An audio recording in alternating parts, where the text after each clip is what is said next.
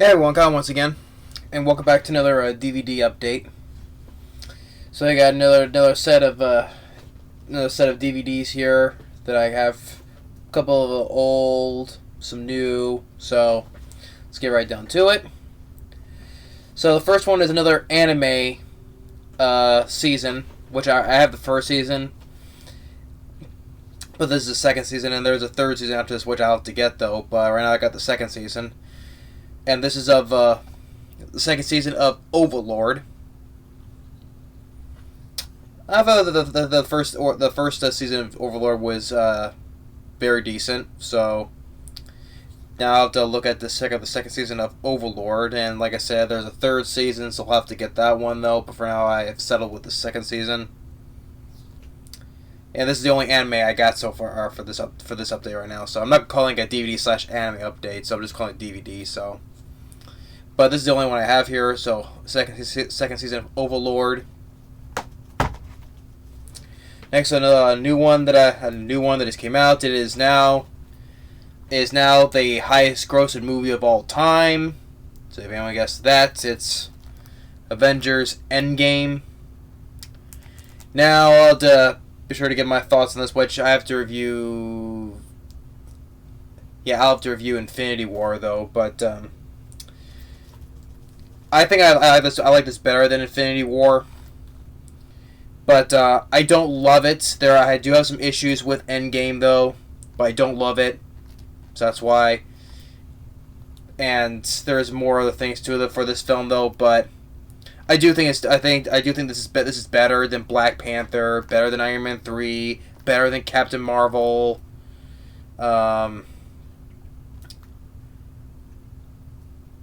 So. But I feel it's better. It's better than. I'll say it's better than Infinity War. So, but I do have some issues with it. That's why I don't love it. And I would say I'm in the middle of it. So, it's my personal opinion though. But I'll get to where I review this though. But Avengers Endgame, although I do like there's like.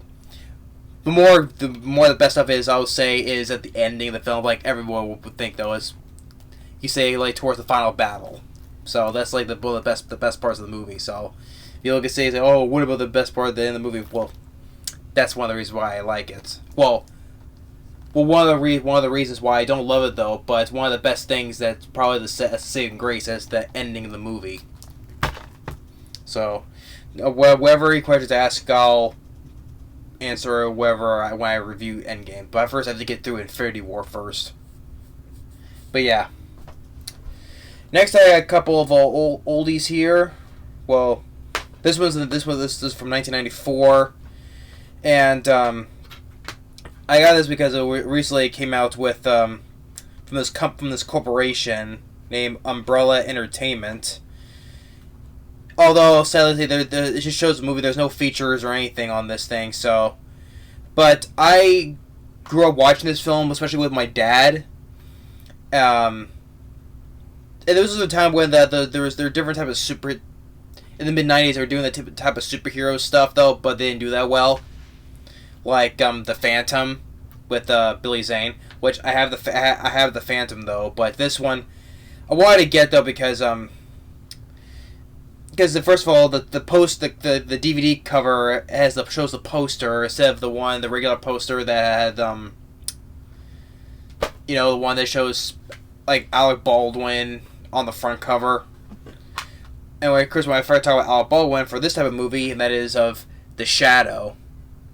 I about this because I like that it shows it's the poster of The Shadow, because the other one is for the regular DVD that's been run for years, it shows like this. It shows Alec Baldwin with Khan, so like there. So that part, I don't care for that cover though. But I prefer like this cover here.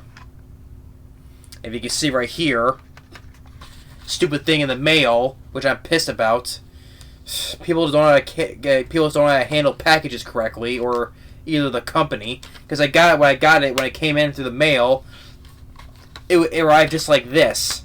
like partially was open, and this part here is broken. So stupid. It's either the company's fault, the people who delivered this, and the packaging. So the bomb here is freaking broken. People, you know, they don't know how to handle shit properly. You pay money, and you don't want to expect it to be all delivered all broken like this. Well, at least the DVD is working, so that's a good thing though. But just this here just pisses me off. But what can you do about it?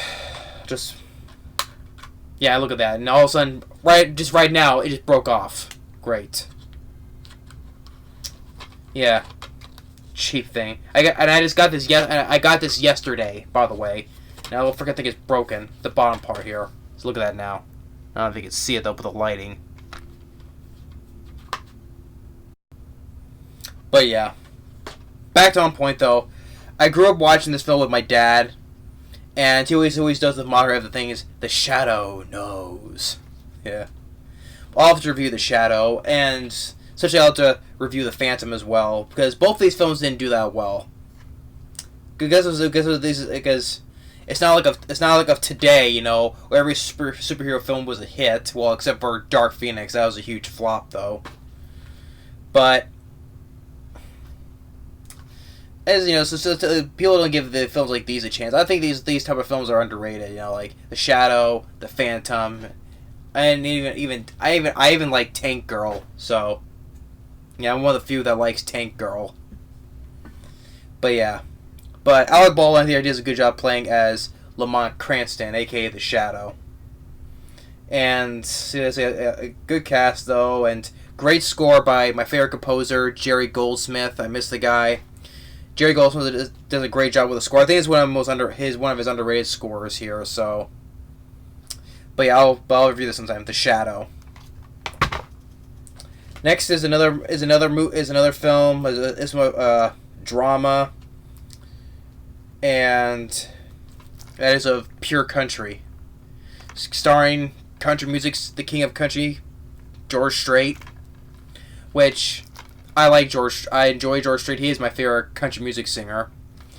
So yeah, I am a fan of country music. So I enjoy listening to George Strait. I listen to other ones, especially like the oldies, like Merle Haggard. You know, so yeah, because my dad liked country. You know, especially listen to George Strait and the other oldies ones like Marty Robbins, and Merle Haggard, etc. So, but I enjoy George Strait, and this is one of those times when, you know, when singers would go into acting. You know, same thing with wrestlers go into acting, but with singers though.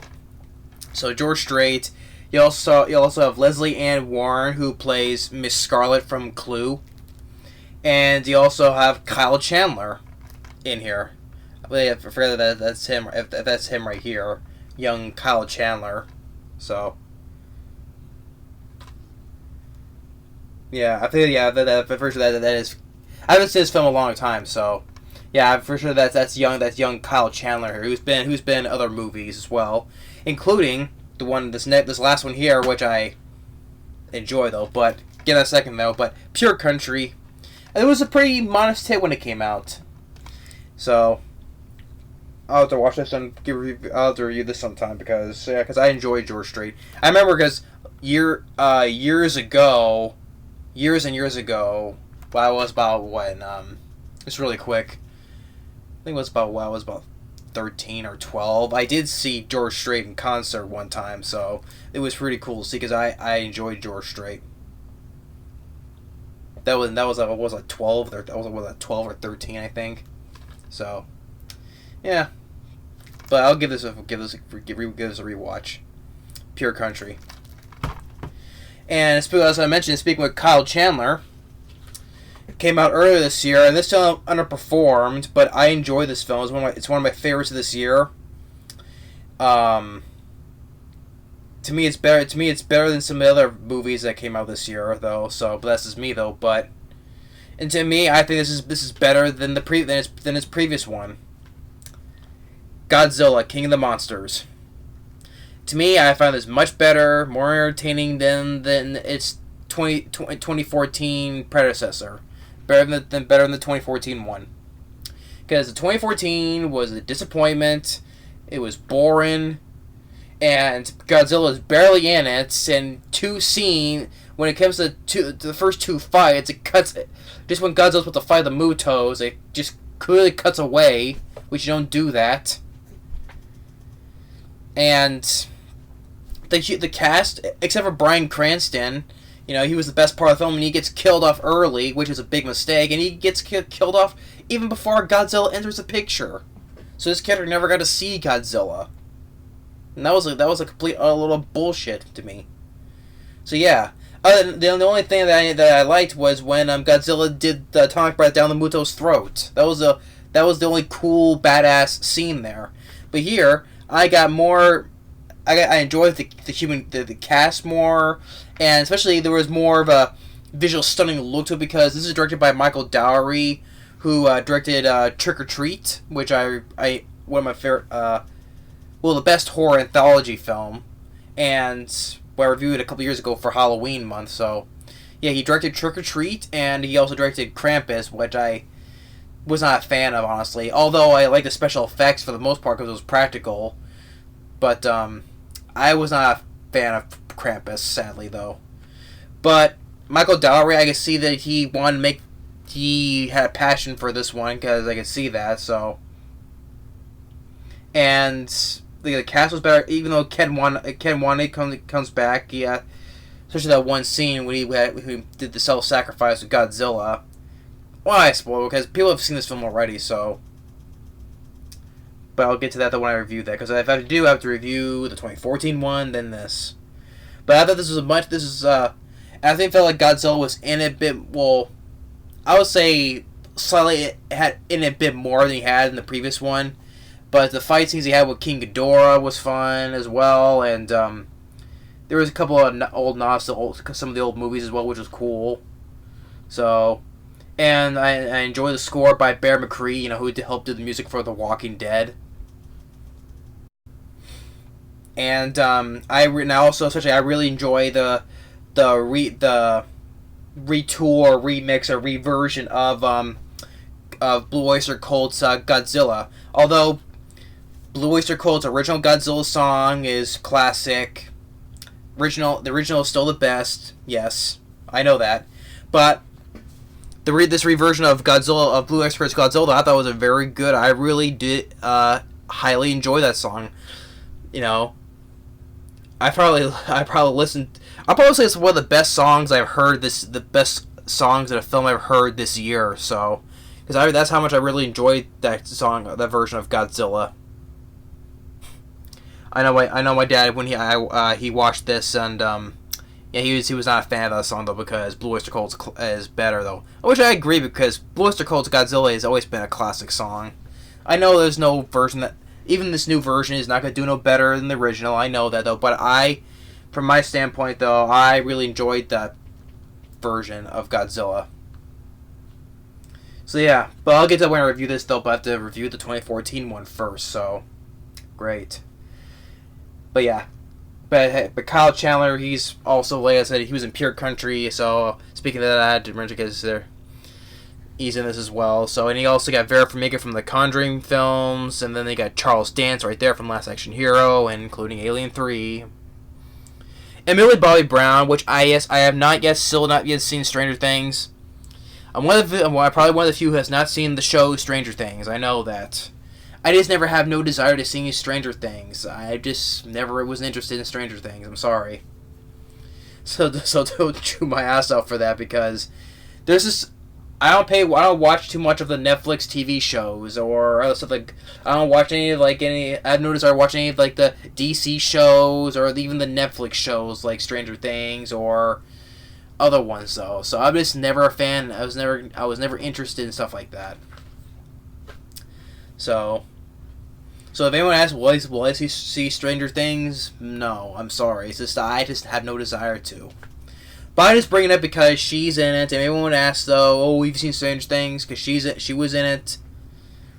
I have no desire to see Stranger Things, but I thought Millie Bobby Brown, I thought she did a good job as Madison, so I'll give it that. So I didn't make this much longer. It explains a few things on certain things, But yeah, that's my DVD update. Second season of Overlord, to recap. Avengers Endgame. The Shadow. Stupid thing. Blame the people who did that, not. Pure Country. And then Godzilla King of the Monsters. So that's it for this DVD update. Thanks for watching, and stay tuned on the next video. Later.